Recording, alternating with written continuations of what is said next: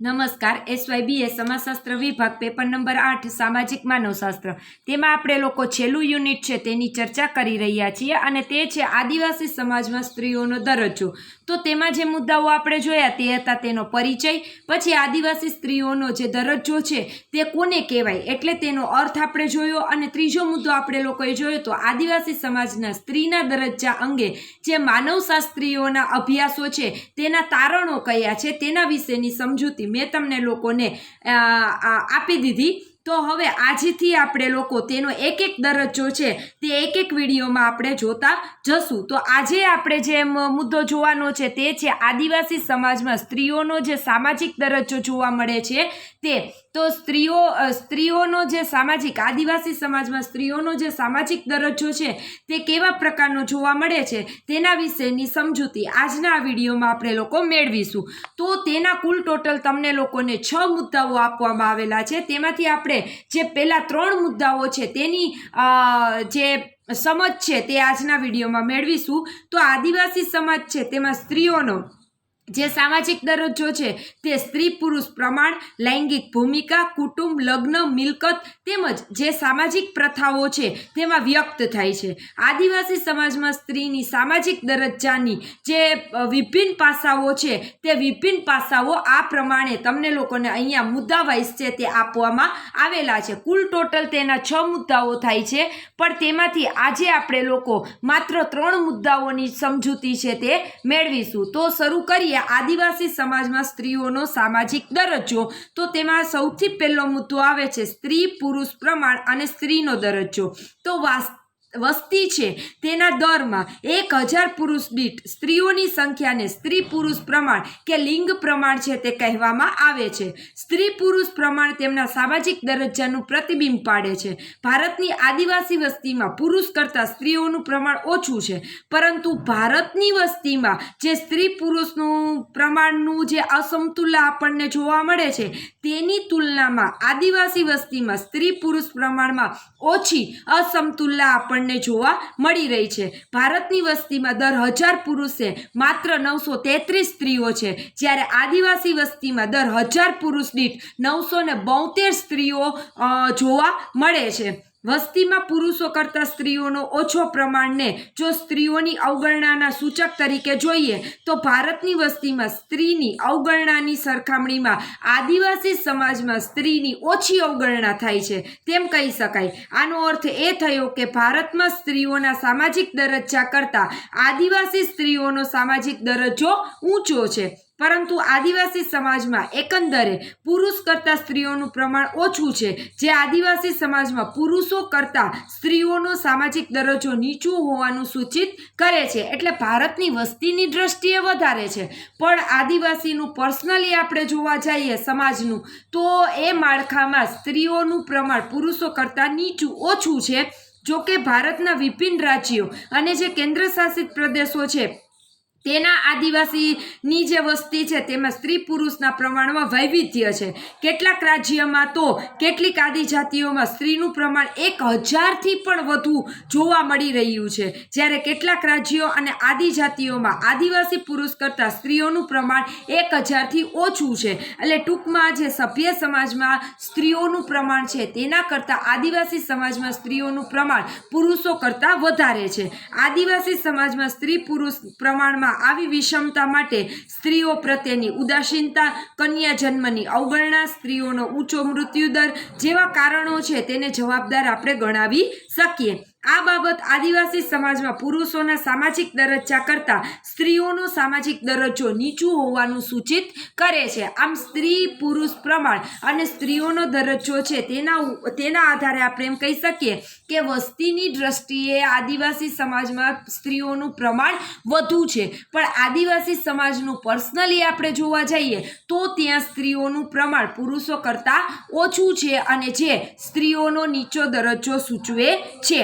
હવે બીજું આવે છે લૈંગિક ભૂમિકા અને સ્ત્રીઓનો દરજ્જો. તો SL દોશી અને જૈન નામના જે વિદ્વાન છે તે નોંધે છે કે અગાઉના સમયમાં આદિવાસી સમાજ ઓછા વત્તા અંશે સ્ત્રી પુરુષ સમાનતાવાદી હતો.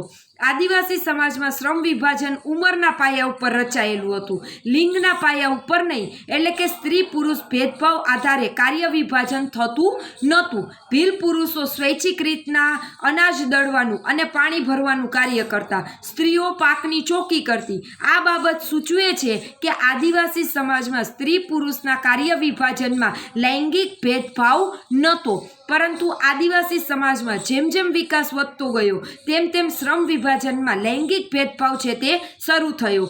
આધુનિક નવા પરિબળો અને બિન આદિવાસી સમાજ સાથેના સંપર્કોના લીધે આદિવાસી સમાજમાં લૈંગિક ભૂમિકા અને તેમાં ભેદભાવો છે તે વિકસવા લાગ્યા. એટલે શરૂઆતમાં લૈંગિક ભેદભાવ નહોતા, પણ જેમ જેમ આદિવાસી સમાજ સભ્ય સમાજની સાથે ભળતો ગયો તેમ તે લોકોમાં પણ લૈંગિક ભેદભાવો છે તે વિકસવા લાગ્યા.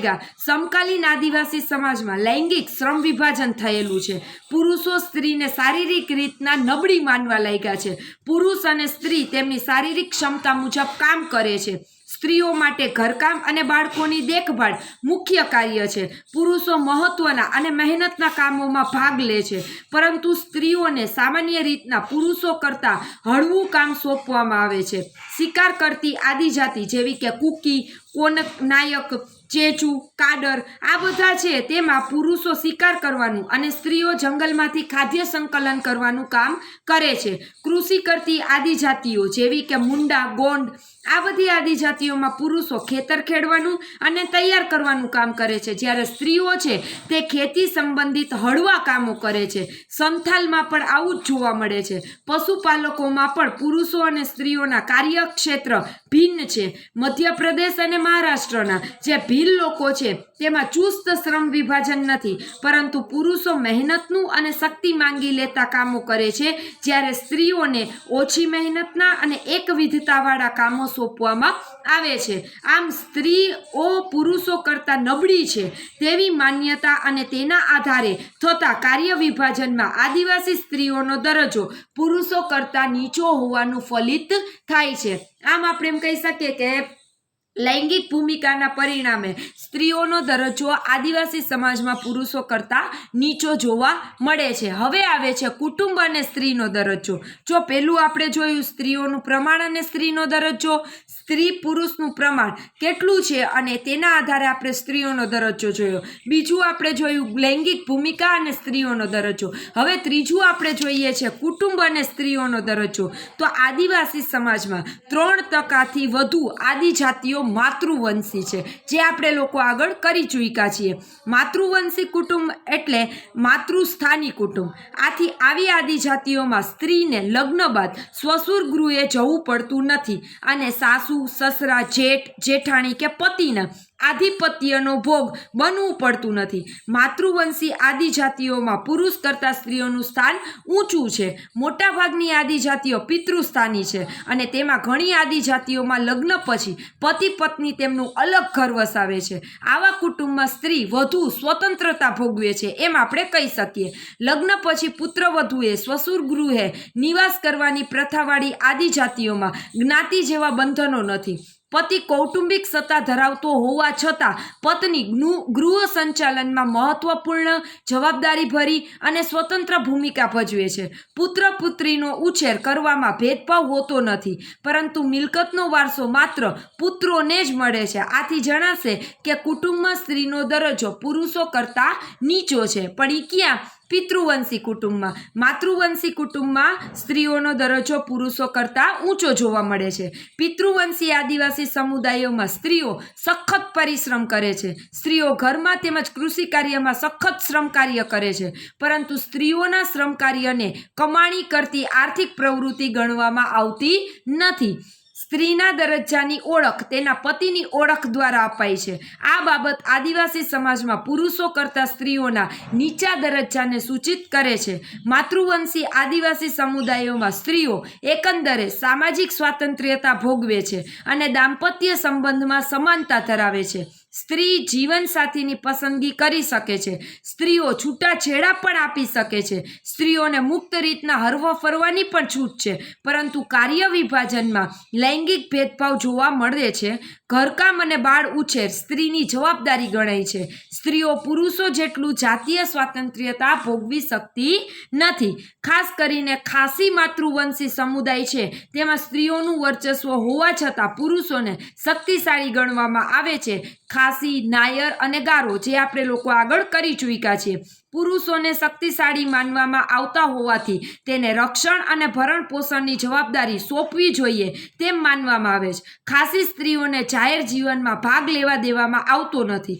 માતૃવંશી આદિવાસી સમુદાયોમાં સ્ત્રી પુરુષ ભેદભાવ બહુ નથી, પરંતુ વ્યવહારમાં મહદઅંશે પુરુષો બધી મહત્વની પ્રવૃત્તિઓ કરે છે. પુરુષ મિલકતનો મેનેજર છે. પુરુષ રક્ષણ પૂરું પાડે છે. વિભિન્ન પરિબળોના પ્રભાવ હેઠળ માતૃવંશી કુટુંબ પ્રથા નબળી પડવાથી પુરુષોનું પ્રાધાન્ય વધતું જાય છે.